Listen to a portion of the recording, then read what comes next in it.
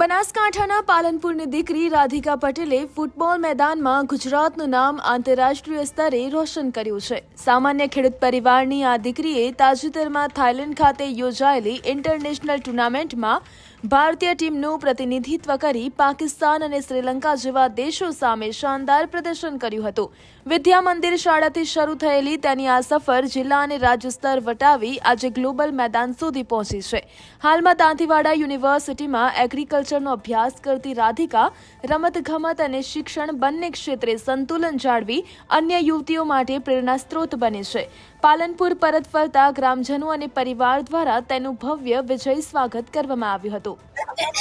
હું રાધિકા પટેલ આજે જ્યારે થાઇલેન્ડથી રમીને આવી છું ત્યારે મને ખૂબ જ ગર્વ અનુભવું છું અને જ્યારે હું અહીંયા આવી તો મારા પાલનપુર વાસીઓનો ઉત્સાહ દેખીને મારા જોડે કોઈ શબ્દો નથી કે એમને કેવી રીતે આભારી કરું છું. અને આ મેડલ જ્યારે મને મળી રહ્યો હતો તો હું એમ જ વિચારતી હતી કે આ મેડલ મારા એકલીનો નથી, આજે બધાના સપોર્ટથી હું ત્યાં પહોંચી છું અને આ મેડલ આપણા બધાનો છે. Thank you.